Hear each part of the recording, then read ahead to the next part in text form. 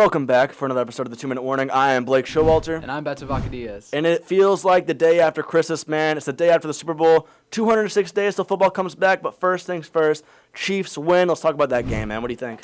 Just a great game. Great day to be a Chiefs fan. Great day to be a football fan. Everything you want to see in a Super Bowl. Flashy offenses, really smart coaching, great defensive plays. The whole game, just a wonderful game of football to watch. And ultimately ended up being, of course, my Chiefs by 3 points. Yeah, it was a really, really good game until that last penalty, costing the Eagles the game pretty much, putting the Chiefs in the field goal range. They put it through Harrison Butker.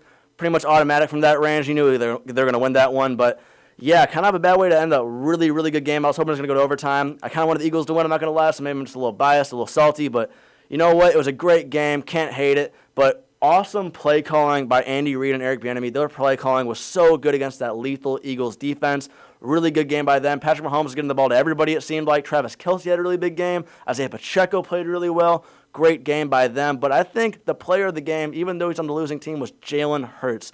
27 for 38, 304 yards, and 4 total touchdowns. He was lights out. He played so well. Really disappointing that he got the loss there in his first Super Bowl, but I'm sure he's going to be back, man. Yeah, 100%. Just seeing the way that these two teams played, especially going from the first half to the second half. Of course, the Eagles are up by 10. Everyone's thinking, with Mahomes, of course, with a potentially hurt ankle more than it could have been, everyone's thinking maybe this doesn't happen. Of course, the Chiefs come out there, and Mahomes and the Chiefs score on every single possession. Just a phenomenal thing to see as a Chiefs fan, as an offensive fan. Like you mentioned, brilliant play calling by Andy Reid, Kadarius Toney, and Sky Moore being completely open on their touchdowns. It was just phenomenal game by Mahomes, and of course you said Jalen Hurts. Everything changed from one week to the next in terms of their attack. Jalen Hurts, like you mentioned, had phenomenal passing yards. Mahomes and Pacheco, rushing yards, and Travis Kelce, no one could guard him throughout the whole game. Of course, that didn't change. Just really good football game to see.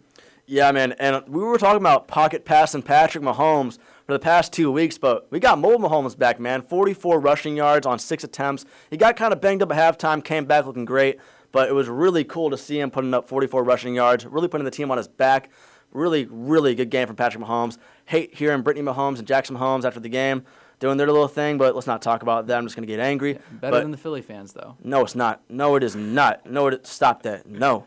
But anyway, as you said, Kadarius Toney, a great punt return at the end of that game to put them in great field position. Then also a really high football IQ play by McKinnon. Really good play by him, sliding on the 1-yard line and then pretty much solidifying that Harrison Butker field goal to win the game.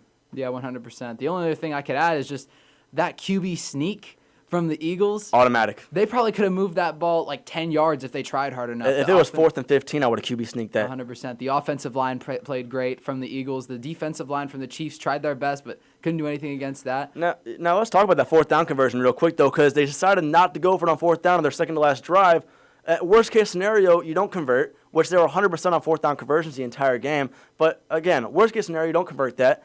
Chiefs put up 7, and you're down by 8 with time on the clock left, and just got to tie it up and go to overtime. But then they punt the ball. You got Jalen Hurts, who squats 600 pounds, and Kelce, he's an absolute monster. I mean, just got a couple yards to go. I mean, the fact that they didn't go for it on 4th down hurt my heart. And to see Eagles fans losing that way when you're 100% on 4th down conversions the entire game, how do you not go for it there? But I think that honestly ended up costing the game. You want to talk about the penalty? Yeah, that's fine. But really bad play calling on Nick Sirianni on that one. Not going to lie. Yeah, a little disappointing, but these two teams will be back. Obviously, Mahomes and Jalen Hurts, young and phenomenally talented quarterbacks. Really excited to see what they're going to do in the future. No, yeah, man. Absolutely amazing game. I hope we get a repeat. Not next year. I think the Jets are going to be in the next year with Aaron Rodgers at the helm, obviously.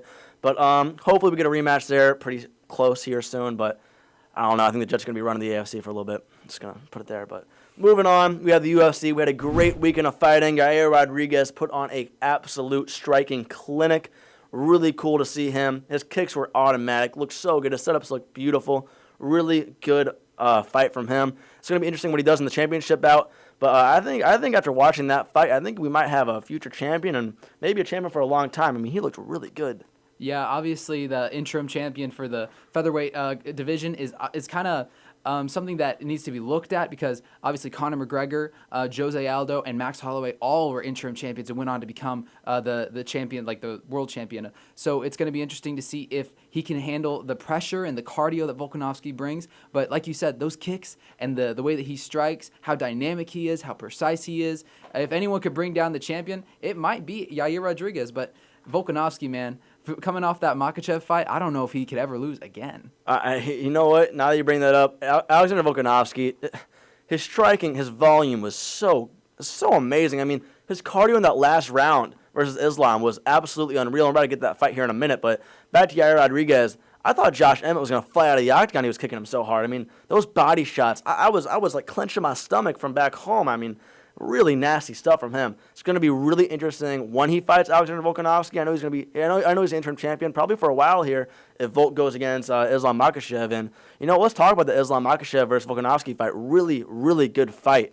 I mean, absolute war. We knew it was going to be a war, but I think Alexander Volkanovski solidified himself as the number one pound-for-pound fighter. People want to say that Islam was proven to be the number one pound-for-pound fighter after that fight, but you got to understand, Alexander Volkanovski is way smaller than Islam. He was able to defend the takedowns, have better striking volume, that is, and really just proved himself to be the best pound-for-pound fighter in the entire UFC in that fight. Yeah, couldn't agree more. Personally, I think this fight could have gone either way. Whenever I was initially watching it, I thought it was going to go to Volkanovski. I was 100% convinced. I thought Volkanovski won 3 rounds to 2. Really close fight. Everything we wanted to see as MMA fans. So much violence, not only in this fight, but in the entire main card. We love violence. 100%. So many finishes. I thought that there was going to be a finish maybe in the 5th round with Volkanovski. Dropped Islam so hard. And that, for me, I thought that sealed the fight. And I know many people on the internet saying that Volk won. Whether he isn't the lightweight champion or not, Islam Makhachev is lightweight champion, but Volkanovski is the people's champion.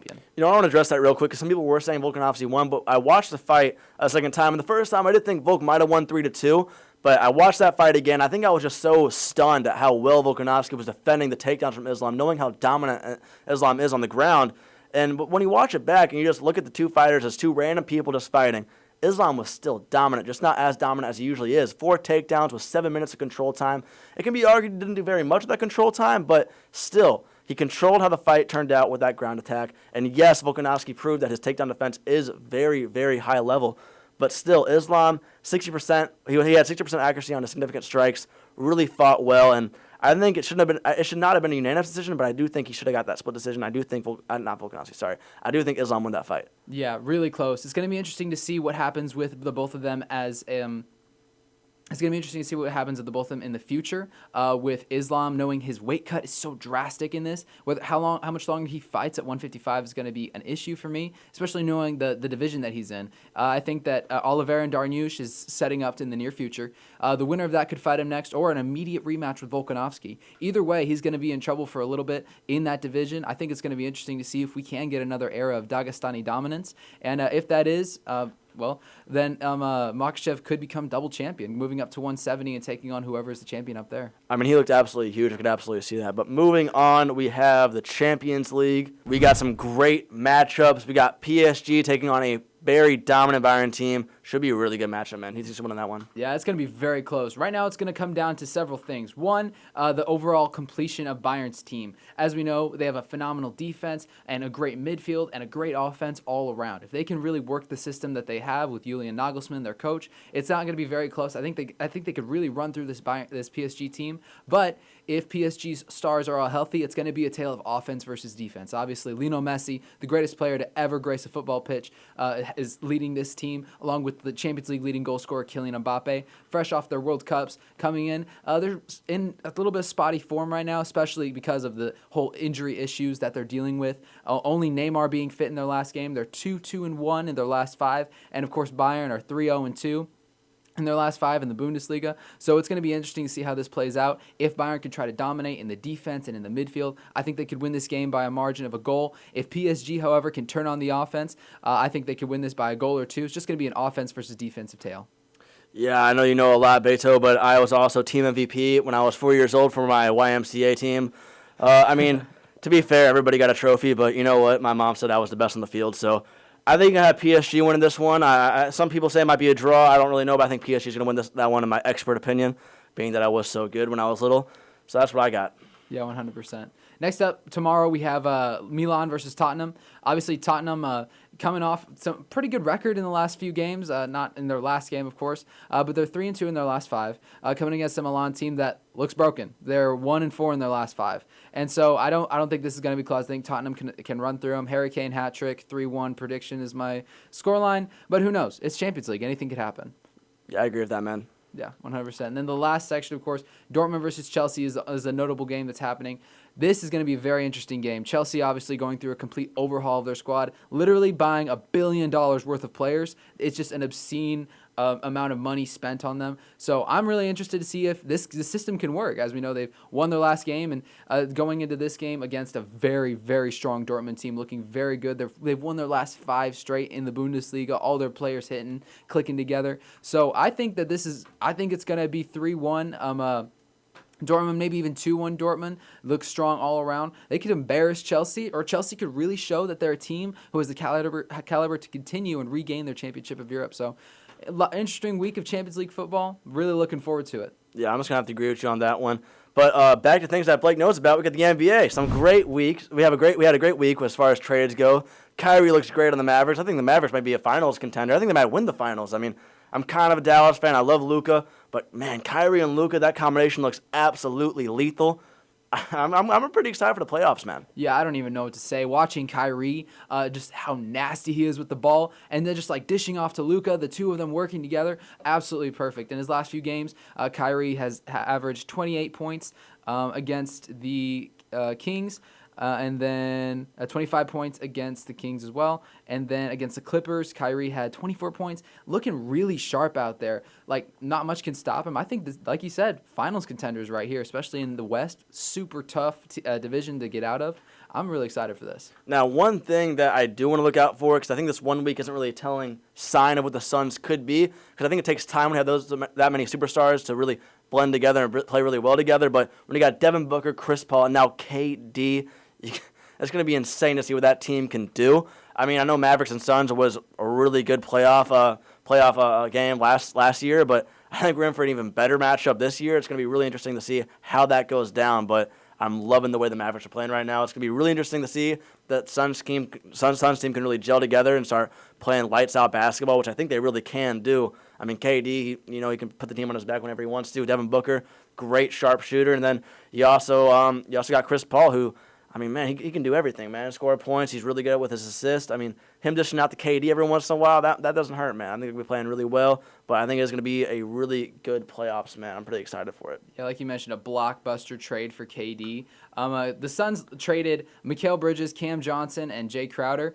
The Nets, not looking awful, but still losing KD and Kyrie. And then, of course, like you said, maybe pitting them against each other in the playoffs. Great storyline to look forward to. The Suns, if they can click, definitely a playoff contender in a division that's so full of sharks. The West Division is phenomenal right now. So I'm looking forward to it, especially against in the finals, how they compare against the East Division.